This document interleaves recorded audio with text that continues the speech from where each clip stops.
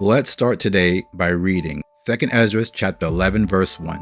Then saw I a dream, and behold, there came up from the sea an eagle which had 12 feathered wings and 3 heads.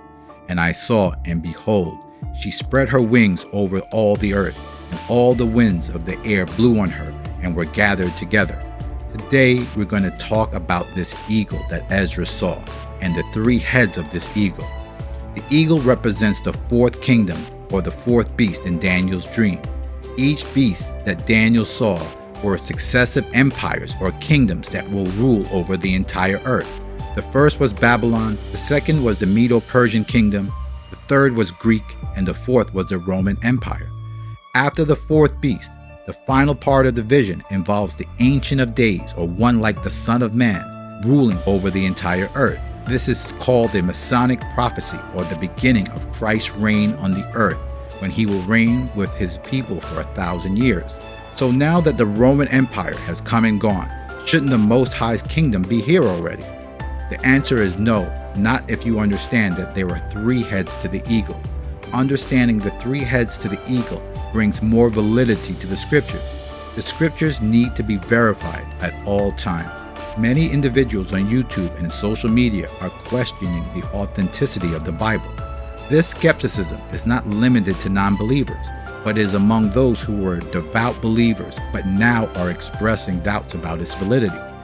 To be honest with you, I have more respect for those who assert that the Bible is fake than for those who claim that they believe the Bible but promote ideas that are not rooted in the text. If it's not in the text, you're just making it up. So ideas like the commandments no longer apply. You're making it up. Theories like the rapture that are not rooted in the text. That means you're making it up. In other words, you don't really believe the Bible. You believe what you want the Bible to be. The Bible is not a collection of random statements. It's one complete, cohesive narrative or story. Whether you believe the Bible or not, it doesn't matter. But we have to stay true to the text. What does it say? The minute you leave the text, you've made it up. So whether you believe it or not hinges on whether you've read the entire book and grasped the central story. To clarify, anything mentioned in the New Testament or any belief you have about the New Testament should be also found in the Old Testament. As I said, it's one complete story. So if there's no reference to an idea like the rapture in the Old Testament, it suggests you have a potential misunderstanding. This doesn't apply to the rapture only, but to any idea or question or any theory in question. So now to the 3 heads of the eagle. So let's read it again, starting with 2 Esdras chapter 11 verse 1. Then I saw a dream, and behold, there came up from the sea an eagle, which had 12 feathered wings and 3 heads. And I saw, and behold, she spread her wings over all the earth. All the winds of the air blew on her, and were gathered together. Well, let's jump down to verse 11. The eagle whom thou saw come up from the sea is the kingdom which was seen in the vision of thy brother Daniel, but it was not expounded unto him. Therefore I declare it unto thee. Behold, the days will come where there shall rise up a kingdom upon the earth, and it shall be feared above all kingdoms that were before it. In 2 Esdras, just to clarify, Esdras is in the book of the Apocrypha. It's in the 1611 King James Version. In 2 Esdras chapter 12 verse 11 to 13, the text provides an interpretation of the vision seen of the eagle. The eagle is the 4th kingdom that was seen by Daniel, but its meaning or the completeness was not given to him. The passage goes on to prophesy that in the future, this kingdom will arise and become more feared than all the previous kingdoms before it. It will be more feared than Babylon. It will be more feared than the Greek kingdom. It will be more feared than the Persian kingdom. These verses suggest a continuation and elaboration of the prophetic visions seen by Daniel, linking 2 Esdras to Daniel and emphasizing the significance and the power of this next coming kingdom, or the last kingdom before the Most High sets up his kingdom. What is this eagle, and how should we look at this? We have to go back and look at history. Now, I'm not really big on history, but there's no way to gain an understanding if we can't connect what we read in the Bible to history and what we see in current events. The double-headed eagle originated in the Roman Empire. Although it wasn't consistently a prominent or official symbol throughout its history, it likely represented the dual authority of the emperor, encompassing both the secular and religious power. or it may have been the symbolizing the empire's dominion over both eastern and western regions of Rome or Europe. It's important to know that the historical accounts can be influenced by the perspective of the historian. We should approach any history with a degree of skepticism. In the context of Rome, all we have to know is that Rome, or some people in Rome, saw itself as two heads of the eagle, which fits what we read in Esdras, except there would be a third head of the eagle of the fourth beast seen by Daniel. In other words, Rome was only part of the beast, which means there is one head of the eagle to go. So where is this third head of the eagle? Let's read a little further down in Esdras so we can get some background to what we should be looking for. 2 Esdras chapter 11 verse 5. Moreover, behold, and lo, the eagle flew with her feathers, and reigned upon the earth, and over them that dwelt therein. And I saw that all things under heaven were subject unto her, and no man spake against her, no, not one creature on the earth. In 2 Esdras 11, 5 and 6, it presents a vision of this mighty eagle reigning supreme over the earth. In these verses, the eagle is adorned or dressed with feathers, symbolizing a dominant power or empire that exercises authority over all who dwell on the earth. Over the extent of this power, suggesting that everything under heaven is subject to this eagle's rule. The description emphasizes the uncontested nature of this dominance, indicating that no one, not a single creature, meaning nation, speaks against or opposes this eagle openly. Everyone is afraid of this eagle.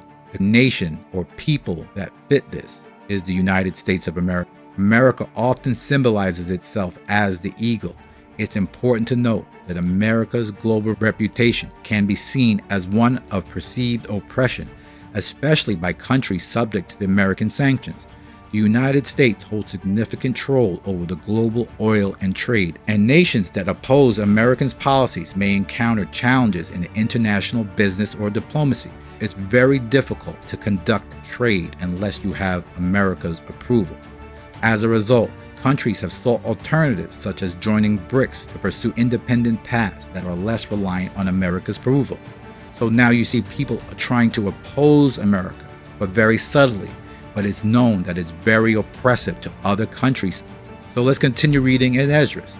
2 Esdras chapter 11 verse 6. And I saw all things under heaven were subject unto her, and no man spake against her, no, not one creature on the earth. And now let's link that with what we see about this fourth beast, or Babylon, written about in Jeremiah chapter 50 verse 23. How is the hammer of the whole earth cut asunder and broken? How has Babylon become a desolation among the nations? Babylon is also known as the fourth beast. It was seen as a red dragon or an eagle. It is described as the hammer of the entire earth. In other words, it pounds anything to the ground that opposes her. Revelation chapter 13 verse 4. And they worshiped the dragon which gave power unto the beast, and they worshiped the beast, saying, Who is like unto this beast? Who was able to make war with him? So the hammer, all creatures were subject unto her. Who was able to war with them? How many nations will openly challenge America on a military front? It's important to know that when we're talking about America, we are not talking about the people or the landmass or within the 48 states or the citizens. Instead, we are talking about the bloodline in control of this country. I know we think that America is up for a vote. It may not work the way some of us think. We're alluding to the covert forces that manipulate and influence the trajectory of the nation. We call it the hidden hand, or sometimes it's referred to as the military-industrial complex that runs the country. It makes decisions without vote or complies with the wishes of the majority of its citizens. Even the people who love America, I think, will have to admit on some scale that they know America is controlled by the hand of the few billionaires or trillionaires that run this country, the hidden hand. Also, the choice of the bald eagle as the national symbol of the United States dates back to 1782. The reasons behind the choice are rooted in the eagle's characteristics. They love the eagle. The people who are the founding fathers love the way the eagle operates. He is a predatory bird. Its symbolism of strength and freedom. The bald eagle was selected because it's a bird of great strength and majestic look. It was believed to exist only in North America at the time, making it a fitting symbol for the new nations. The founding fathers loved that it was linked or in association with ancient Rome, Many of the founding fathers were well educated and greatly influenced by the cultures of ancient Rome and Greece.